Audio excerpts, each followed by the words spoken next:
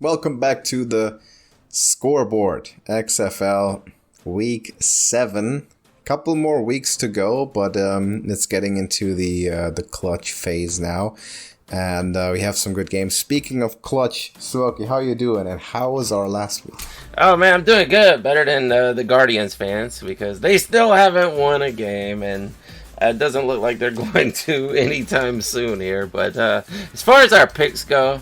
You got all 4 of your picks right last week. We only disagreed on 1, so that means I got 3 of them right, bringing both of our totals to 17, which out of 24 games, we are not doing that badly. That is pretty good news. So we're even now, which is exactly where we want to be. We have 4 weeks of picking ahead of us, including this one, and then the playoffs. So going into the final phase, exactly where we need to be, which is tied. And this week could be important for us going forward because we have at least 2 games that are basically pick'ems, so very, very close. So I'm curious to see what you think about these, but we're gonna start off with the Seattle Sea Dragons at the Renegades. Yeah, this is actually much closer than anyone would have thought in week 1 or 2. The Sea Dragons are on a tear here. They have won 4 in a row now, and they are basically on fire. But you do have to take away something for them playing the Guardians, and it was a fairly close game considering you played the last team in the league and you only beat them by 7 points, which that's a score, so it is what it is. You beat them, that's the point, and you do have the momentum on your side. Ben DiNucci is still playing well. I'm actually looking at his stats right now. Still got that interception problem. Yeah, if he could clean up that interception problem, this offense could be so much better. Darius Bradwell, they do keep cycling through running backs here, and it seems like we see a new name almost every week. Blake Jackson and Jaquar Pearson, of course, those guys are standouts in that receiving game. But the thing I'm worried about is that Josh Gordon went 0 on 2 targets, and he has been fading ever since he had that one blow-up game. He came down a couple of receptions the next week, and then a couple more the next week. Last week he only had 2. Now here he is, 2 targets, 0 receptions. I don't know what's going on with him. But on the other side, the Arlington Renegades, Kyle Sloter, I don't know if you've heard this. He got fired after this game. It is back to Drew Plitt. I mean, you saw him pull him out and put him in this game, and I feel bad for Sloter. I mean, he's a veteran of these spring leagues, but maybe we'll see him in the USFL. Maybe he'll go back to New Orleans or something. Davion Smith, Letty Brown, that's another new name that popped up over the past couple of weeks in the running back position for the Renegades. Brandon Arconado, that's easy for me to say.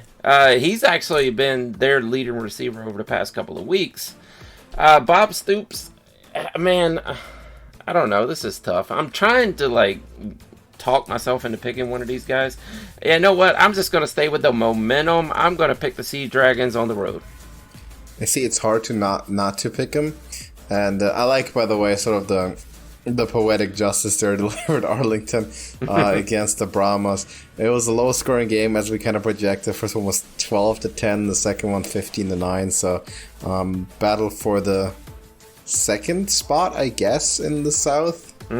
Yeah, for the 1-1 tie. So it was still going good. By the way, the Renegades have a reasonable chance to eclipse the Roughnecks at some point still. But of course they gotta start winning games here.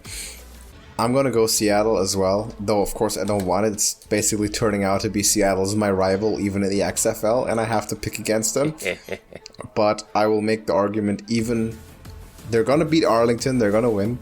Even then, I think the Battlehawks should be favored by far to win the North, because Seattle, after this game, they're playing against DC, and then they're playing at St. Louis, which is probably a very difficult schedule. Vegas at the I believe in week 10. But the Battlehawks, are going to have an easier one out of this. They have Vegas and the Guardians, and that matchup with Seattle, which is going to be a key one. But I think the schedule is still favorable for the Battlehawks, so I'm saying Seattle wins this. Arlington has all kind of quarterback trouble. Defense is good, but if you can't score, you're just not going to win a whole lot of games. This is like the typical 500 team, I think. Just a glaring problem on basically the entire offense. Seattle can score. They weren't as convincing as we thought they would be against the Guardians, but they won. They still won, and they're going to beat Arlington. Unfortunately, I'm rooting for the Renegades, but I believe the Seattle Sea Dragons will get it done. Brahmas at the Vipers. Yeah, this was another tough situation for a quarterback that got benched. Jack Cohn got benched. I don't know that he's fired yet, but it's not trending in the right direction. We saw Reed Sinick get out there. I want to... Man, why is it not showing on the... sorry, I'm looking at the box score. It's not showing Kurt Binkert. He came in at the end of that game. He came in. Yeah, why does it not show him in the box scores? I don't know. That's a travesty. Yeah. I think he may actually be taking over that spot, actually. Because they threw him out there at the very end, of course. And he didn't perform extremely well. Somehow, all of a sudden, this is a running team. But it's probably because these guys don't know the playbook as well as Jack Cohn. So when they're throwing these other guys in there, they're going to take it easy, not have them throw them downfield all that often. Jaquez Patrick still the number one receiver there. I'm sorry, Landon Akers number one receiver. Jaquez Patrick the number one running back there. Hines Ward turned it into a run team, but I think if it's Kurt Binkert or whoever is going to take over, this could turn back into a passing team eventually. But hey, they won the way they did it, and it worked out. On the other hand, the Vipers suck. They are really bad. I hate that Rod Woodson keeps changing up Luis Perez and Brett Hundley. I think Luis Perez could win some games if you just leave him in there and let him win the games. But no, you have to throw in Brett Hundley. I guess you have to justify that $200,000 contract somewhere. John Lovett, Rod Smith, they're still great. Jeff Badet, whatever his name is still good. They didn't run the ball hardly at all, though. So this is going to be the newly found running team against a team that doesn't run much at all.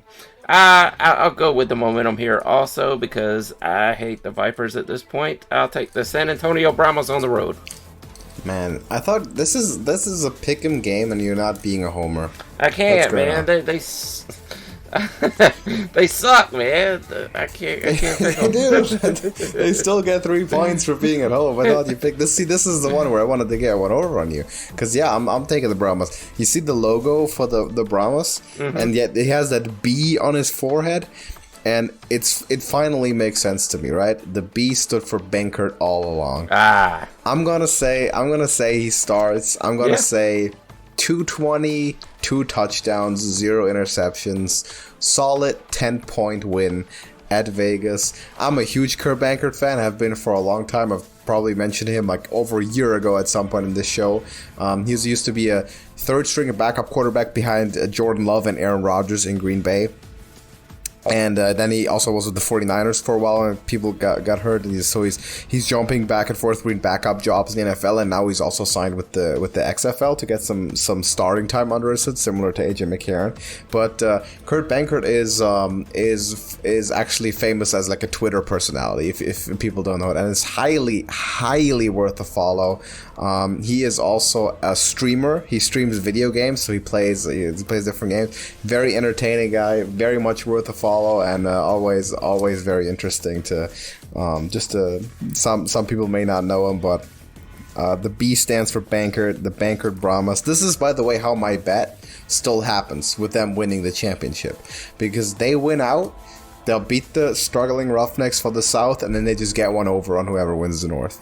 And all with Benkert, obviously, and that's how it's gonna play out. That's why they signed him, because he's the savior of this league. I wish. Would be cool. Because he's one of my favorite players instantly in the XFL. So I really hope he gets a starting spot. He struggled a little bit, which is expected, being with the team for about 3 days, threw a really bad interception. it happens. They still won the game on the backs of their defense, no less. But I think he can run that offense just fine. They're going to Vegas on a terrible field, and they are winning, and it's the Bankert moment. And he is establishing that starting role. That's my bold prediction, by the way, for the whole weekend there. Defenders at the Guardians. Jordan Ta'amu is the man. Like I say every week, Mr. XFL, he did it again. This team is unstoppable. Abram Smith is the best running back in the league. I'm looking over the names. I don't see many people that could give him a run for that title. Lucky Jackson is my favorite name in the entire league, and he is still their number one receiver. Reggie Barlow has this team running like a championship team, and they remind me kind of like Birmingham, the Birmingham Stallions of last year in the USFL. They're just running over everybody, and they're probably going to take the title in the end. Now, who's going to come up and be the Philadelphia Stars of this league? I mean, that side of the division is still open over there. It's the Brahmas. It's the Brahmas. It might be, actually. I know it seems weird at this point with their schedule, but it's very possible. And if Kurt Binker actually works out, that could happen. I mean, I wouldn't doubt it at all. They could be the Philadelphia Stars of this league. On the other side, Quentin Dormady is the man over there, and I don't understand because I never heard the rest of that story of why he was kicked off the team. I know why he was kicked off the team, but he was brought back, and they never finished the story. Like, what happened after that? You're like, did you guys apologize? Like, oh, I'm sorry, Quentin. We hired another Quentin while you were gone, but we'll make you our starter to make up for kicking you off the team. But I guess he's just going to stay there. They're not going to win many games anyway. Darrington looked really good, the running back. So did Charleston Rambo, and Cody Latimer always looks good. But the team is just not going to beat the DC Defenders. I will take them on the road. Out of all the professional quarterbacks going out and probably finding the one other guy called Quentin to replace him seems oddly personal to me, which makes it weird that like he is now back to being their starter. He's going to win a game, okay? The Guardians are on the verge of winning a game. Now, obviously, the team that got closest to giving that to them, as you very well know, were your Vipers at home, who struggled by in that shootout with 35 points. Almost gave it away the way they did in Arlington during kickoff weekend. But the Guardians are going to win a game. Okay, we are going to have a week where you can't open with the same line. You're gonna have to find something else, and it might be the Vipers at that point. It might. It's not going to be this week. It's I wish, I pray, I hope the Guardians upset the Defenders here. But this is a nearly 10-point spread, and this is at Orlando. This is the best team versus the worst team, the undefeated team versus the undefeated team, as you like to say. Only one way to go here. The smart money is definitely on the Defenders. I'm rooting for the upset, for the miracle story, but it's just not realistic. Defenders win it, but the Guardians will get it. The one day they are going to win a game. I'm a believer in the Guardians. And for all intents and purposes, let it be this one. If they're going to win one, let it be this. But I'm not betting on it. Last but not least, this is probably the most exciting one to me. Maybe even overall this weekend. Battlehawks at the Roughnecks. This probably is just as hard to pick as that Dragons and Renegades matchup. But this probably has more implication than that one does in the end. But anyway, you guys are really needing to win this one. AJ McCarron was the number one quarterback of the week last week. Brian Hill kind of fell off. He had that crown as being the number one running back for a few weeks, but he fell off. He's still doing just fine. Darius Shepard, I believe, yes, he was the number one wide receiver on the week. Over on the other side, Brandon Silvers was bad, so they threw Cole McDonald out there, and he was bad. Max Borghi looked good, though. I'll give him that. It wasn't a horrible game. I know I'm trying to make it sound, because I really didn't believe in the Roughnecks like everyone else did, and now they are proving that they're not as good as everyone thought they were. Travell Harris is great, though. I'll give him that. Wade Phillips, it's still a defensive team, so it actually, when we come down to DFS later, it makes me scared to play some Battlehawks against this team because the defense is that good. But as they've the defender's proven you can score on them. Let's see. Who do I want here? You know what? This really is a toss-up. I feel like you're going to go with the Battlehawks. So I will walk back some of the things I said about the Roughnecks and take the Roughnecks at home. Okay, so we probably saw the worst of the two outcomes of the game last week. What I wanted to see is I wanted the rest of the league to see how to stop the DC offense. Instead, the rest of the league got to see how to beat the Houston defense. Yeah. Now, in the long term, to me, that is a worse outcome because it means that it's going to be very hard for anyone to beat the defenders this year.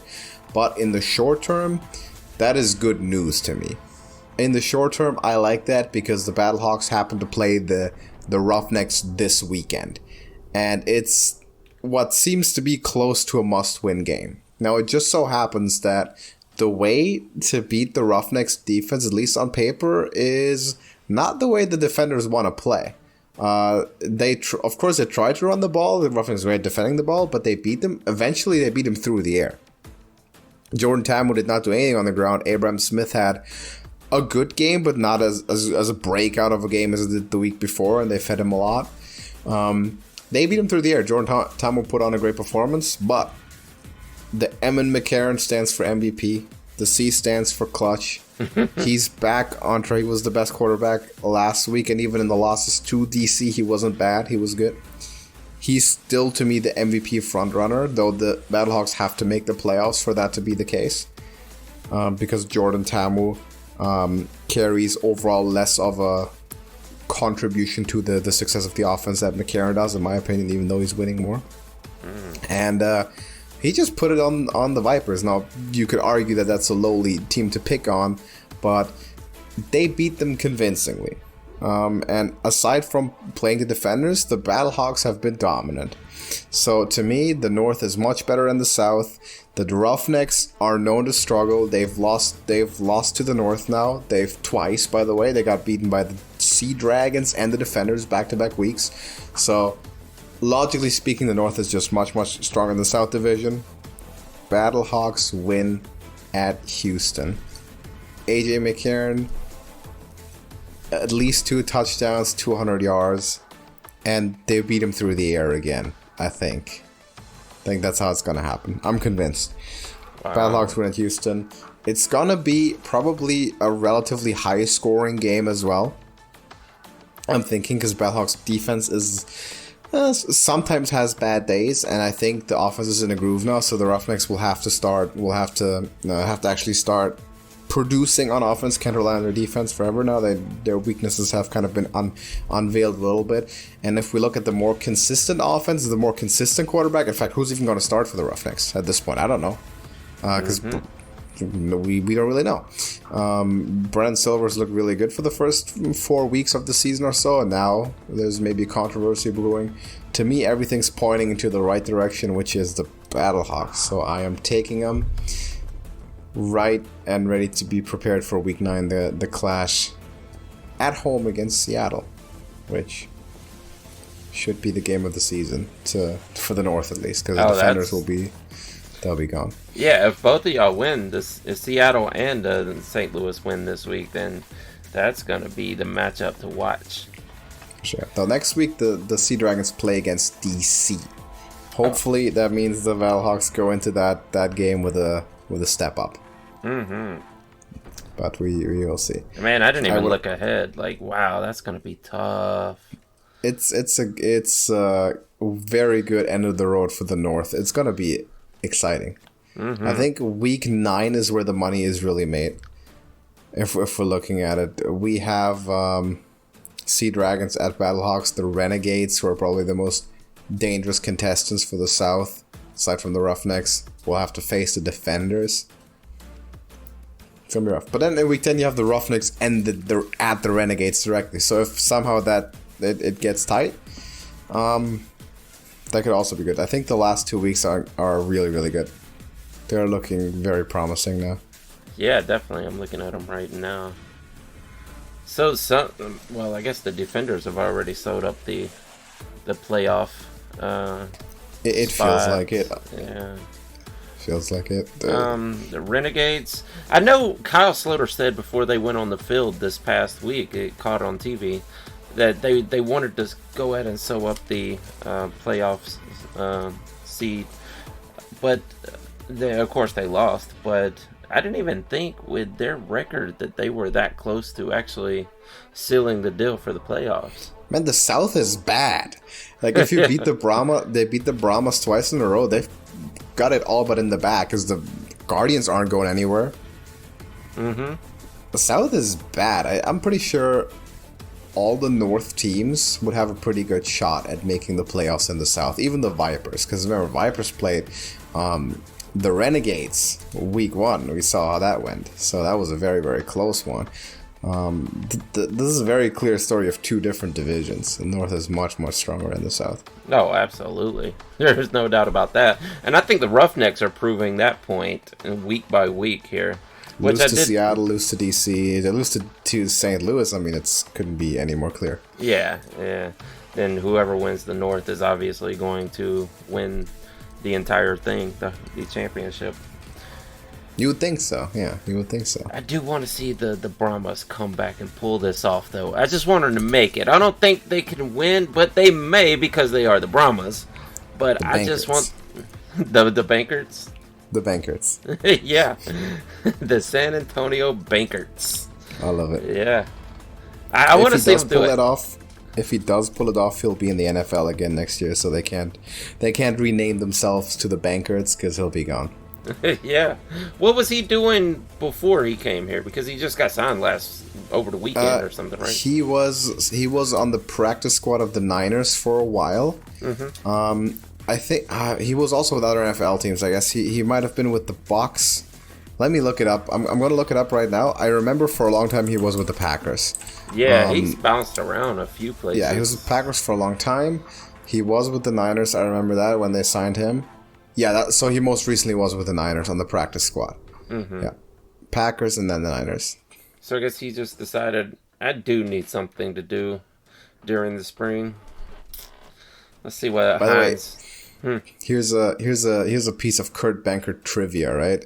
Mm-hmm. What was his first NFL team that he stayed with for 3 years? Oh, was it the Bucs? It was the Atlanta Falcons. No way, really? Yeah. On the practice 2018 squad? through 2020. Well, No. apparently he was on the roster. Both actually. We had Matt Sims and Matt Schaub. I don't remember Benkert being there. It must have been practice squad. He was the third quarterback, so sometimes he got called up and sometimes pushed back to he kind of went back and forth between active roster and practice squad. Yeah, I guess so. Tony Antini was on IR. So. He definitely never got on the field that I saw, at least. I mean, not like I watched every single play of every game, but I don't recall him ever taking a snap. But I mean, I remember him more for being on the other teams, like you said, the Packers, and I guess he just went over to the 49ers, huh? He took 2 NFL snaps in his career. Both were kneel downs for the Packers. Oh, really? Mm-hmm. I feel like I saw him do that at least. I would have, if you would have asked me, I would have guessed that he actually made a pass or something, because I feel like I've seen him on the field in Green Bay. But I guess if he's only taken 2 kneel downs, that would have had to have been what it was. Apparently he was meant to be on the Roughnecks, but did not sign the contract. Oh, wow. He decided not to play in the XFL. Then the Roughnecks traded the rights to him to the Brahmas since Jack Cohn got injured, and then he signed with the Brahmas when he got the chance to play. Wow. Wonder, I guess he likes playing for Hines Ward more than Wade Phillips. What brought that on? That he decided, I'm not going to sign with the Roughnecks. So they're like, well, we can trade his contract away. And then he's all of a sudden ready to play. Yeah, it says here in the article, like he was convinced by Hines Ward to come play. Wow. Apparently he believes in the offense. Interesting. That's it. The Brahmas are winning the South. The Brahmas are winning. It's done. It's a done deal. The Yeah. fix is in. Yeah, for sure. Yeah. That's kind of how the Stars season played out last year for the USFL.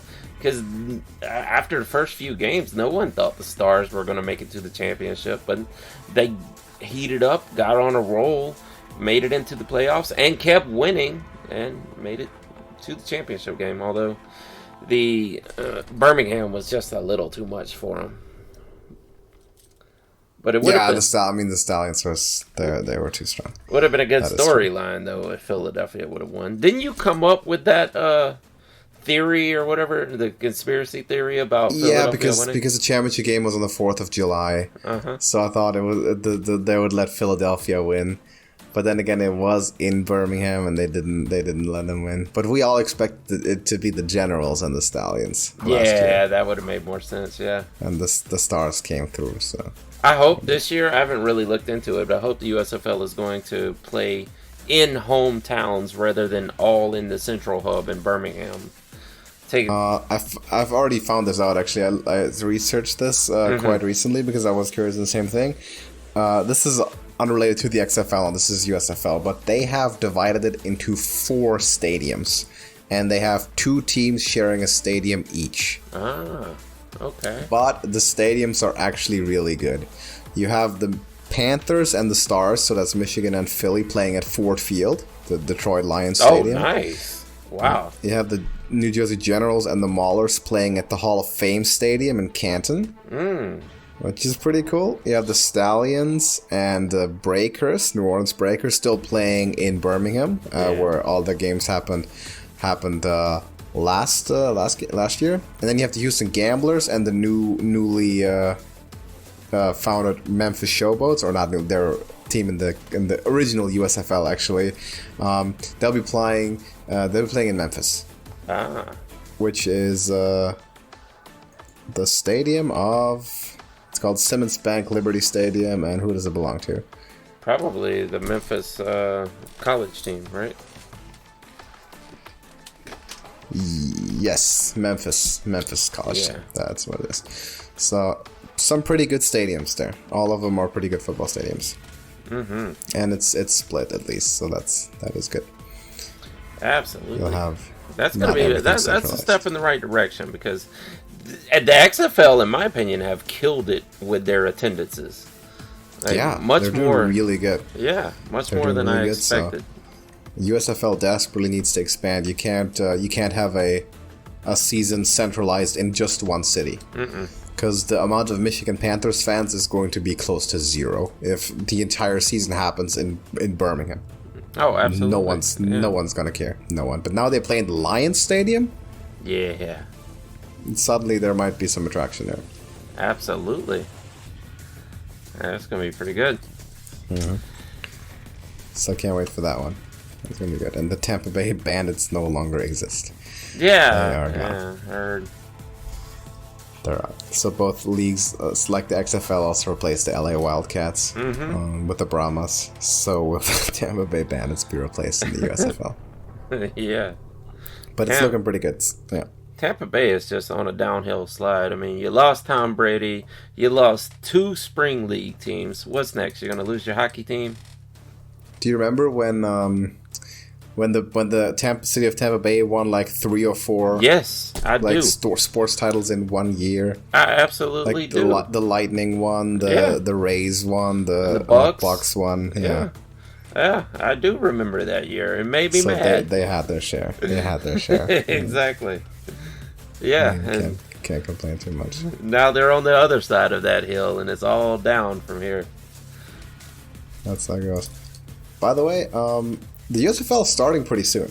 I think 2 to 3 weeks they're starting, so they're going to be overlapping with the XFL playoffs. Okay. Which is something to keep an eye on. We'll have to have double episodes during those few weeks. Yeah, definitely. That's going to be exciting as well. But as for the XFL, do you have anything to add, or how's the fantasy world looking in the XFL? Oh, I can run through that real quick. AJ McCarron was your highest scoring quarterback. Abram Smith was once again the highest scoring running back. Darius Shepard was your highest scoring wide receiver at 28.9 points, which happened to be the highest overall scoring player. Cody Latimer is still the king at tight end, although it wasn't a blow-up week like he has had. It was pretty good. If you want some value picks for this week, this is one right out of left field, but we've already talked about it, so you probably heard that Kurt Benkert could be getting that starting spot, and he's only priced at $6,000. That will be the lowest priced starting quarterback on this slate, so you want to throw him in there, at least shot on him on some lineups, because if he hits, that is going to bring you tons of value. Not a lot of running back as far as value picks. Max Borghi is probably the lowest one I could find that I would actually put money on. $8,900. It's not that great. As far as wide receiver, Charleston Rambo has been doing wonderful, and he's down at $8,000. And tight end, you know who it is. Sal Cannella, Cody Latimer. They're both at $7,000 and $8,000. There is no other tight end in this league who is scoring points, and I searched through them. Alize Max is the next guy in line, and he is way down the line, and he has put up goose eggs the past 2 weeks. So Latimer and Cannella are your only tight ends that are worth offensive production in this league. That's incredible. Mm-hmm. The fact that the league barely uses tight ends. Yeah, exactly. But like I said, Cody Latimer is the Travis Kelce of this league. Like, he's killing it. And Sal Cannella's not bad. I mean, maybe he's the George Kittle of this league or something like that. He could be, like, Latimer could be legitimately a candidate for Offensive Player of the Year on a team that is undefeated. Yes, which exactly. Is almost unheard of. When does that ever happen? Yeah. Like, there's not a week that has gone by where he hasn't put up a ton of work, so yeah, that would be cool to see. That is incredible. Yeah. Absolutely. I don't have any opinions on fantasy this week other than obviously Benkert, the San Antonio Benkerts. I mean, pick him up, throw him in there. 2 touchdowns, 3 touchdowns. He's going to win. He's going to... The fix is in. We know that the Brahmas need to get to the championship somehow. And this is the way they do it. They do it with Benkert. Big fan of Benkert. Oh. I'm glad we don't have to play him anymore. There's one more thing I wanted to say about running back. Actually, I'd forgotten about this, but the Arlington Renegades... Actually, you noticed last week Davion Smith was had a downtick in his production. They started using Letty Brown, but I also saw that Bob Stoops signed Brian Harrion. That is a former Georgia player. That's why that name caught my eye. But if he takes over, he could be the number one guy, and he is priced extremely low right now on DraftKings. So you might want to take a shot on him, and if you see that he's getting the started nod, you can leave him in there. And if not, then you can always change it out at the last minute and put another running back in that spot. But that would be great to create a lineup over some cheap valued guys like that so that you can still play your Darius Shepards and your AJ McCarrons or whatever. Your whole Battlehawks offense. Yeah. Hakeem Butler in there, Brian, huh? Yeah. I am scared because that is the number one defense in the league this week. But as we saw, the DC Defenders, like you said, laid out the blueprint on how you score on them. So I think that's going to work out there. On paper, I think the Battlehawks, on paper, I'm saying, should be the best offense. Just individual, like in terms of individual player quality with those 4 guys we named. But schematically, of course, no one's stopping the Defenders at the moment. But I still have faith. I have faith in the Battlehawks to get it done. Cow. I wish I would have picked the Defenders to be a fan of. Why did I pick the Vipers? That was dumb. I don't know. Yeah, why did you pick the Vipers? I don't know. I had faith in Rod Woodson, and because it originally started because I was a Tampa Bay fan originally, only because Aaron Murray was there. And he played for the Bulldogs. He also played for the Atlanta Legends in the very short AAF stint that happened. We weren't doing this when AAF happened, were we? No, we did not do the AAF. We did not do the AAF. That was fun too, but much like the original XFL or the 2020 XFL, it fell out really quickly. But how many players from the AAF are left? I'm wondering. Some of these guys are from the AAF. I know that. I'd have to go back and compare rosters, but I know some of these guys were in the AAF also. Like, there's guys. I wonder, was Te'amu? Te'amu might have been in all of the leagues, starting with the AAF. Only player that I'm aware of to have been in all the leagues is Scooby Wright. Wow, really? Yeah, because remember he was with the Cardinals in the NFL. Birmingham. He was with Birmingham, and he was in the original XFL with the Defenders, and he also was with the Arizona Hotshots in the AAF. Oh, wow. That's the only player I remember. Wow. Wow, I don't know why he's not back in the big times. Like, he was the best defensive player in the entire USFL, and I thought for sure he was going back to the NFL. But I guess that didn't wait. He just stayed with the Stallions. I feel like I saw an article about him. I may be conflating with someone else, but I feel like I saw an article about him getting picked up by some team. Maybe it didn't last long, and maybe, he was out the door, practice squad, or whatever. But, yeah, that's... Could be. It seems like he's just stuck. He's just stuck with the Stallions ever since last year. Yeah, I mean... Maybe he's got a nice pay raise as well. Maybe. A longer-term contract. Yeah, maybe he's just a spring league guy. Yeah, I wouldn't complain. He's a great player. Yeah, absolutely. I mean, but if we're talking about changing your fan base, I just let you know the Battlehawks have a pretty big stadium. Now it's already pretty full, a lot of fans, but there's still seats open in St. Louis. If you sign up in the next few weeks before they win the championship, you might still be able to. Still be able to get in. Yeah, because there's not a lot of seats in Vegas, ironically, because they're playing on a middle school soccer field or whatever. There's also not a lot of demand for seats in Vegas. No, not at all. I think Orlando may have more fans than Vegas at this point. Yeah, probably. Vegas is hard to market sports. If they gave them the Raiders Stadium.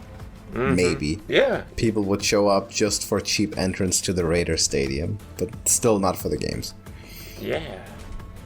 Or like the UNLV Stadium or something, you would think. Mm-hmm. Yeah, at least something, but no, they have just someone's garden. Yeah, exactly. Makes no sense. The big time stadiums in DC and St. Louis, and then you got this tiny little high school backlot. They gotta find something else there. I feel like the Vipers are in good position to be the next team to get axed out of the league. Maybe so. Or at least move. They're not winning. Yeah, not moved, or maybe move them to Tampa. Move them back to Tampa? Yeah, back to Tampa. Maybe. I would take them in Atlanta because Atlanta needs a team. We need a spring league team. Oh yeah, that's been way too long since the Atlanta Legends. That is true, yeah. The Atlanta Vipers. But do you want the Vipers though? Do you want this team? I wouldn't mind having Perez there. I would also like someone else to have a quarterback battle with him. Someone better than Brett Hundley. How about Michael Vick? Well, Michael Vick was actually the coach for the Atlanta Legends, but he bowed out of the position before the season even started. But they attempted that. I would like to see that, though. Actually, he's probably still in decent enough shape to play. He could probably beat out Perez for the starting job at this point. He might. I want to know what the betting odds are if I right now took Michael Vick to be the starting quarterback of the Atlanta Vipers in 2024. Yeah. I mean, 1,000 to 1. He was playing for the Steelers up till like 17 or 18, so yep. He's not that far removed. Not that old. Huh? Yeah. He might be younger than Tom Brady or something. I don't know. Or pretty close in age. I think they were both drafted the same season. But Vic may be younger. Vic is 42. He is much younger. Yeah. What is Brady now? 45, 6? He gotta be 45, 46. Okay. Was Vic 02 then? Vic may have. Vic was drafted in 2001. Okay. Yeah. And Brady was 2000, right? I think so. That's weird that there's that much difference in their age. It's crazy to think. Mm-hmm. Wait, was Brady 2000 or was it later? I'm not sure now. I think it was 2000. That was when Drew Bledsoe was still the quarterback for the Patriots. Yeah, it was 2000. Wow. Tom Brady's drafted before Michael Vick. Yeah. That's crazy. I mean, I find that hard to believe, though, that there's like 5 years in between, or close to 5 years in between their ages, and they were drafted 1 year apart.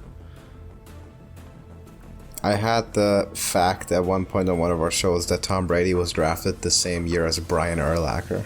Oh, yeah, I believe that. It's completely absurd to think about, because when Brady's still active, and you think of Brian Urlacher as that guy that's been in the Hall of Fame forever. Yeah. Like, it's retired for decades, yeah. it feels like.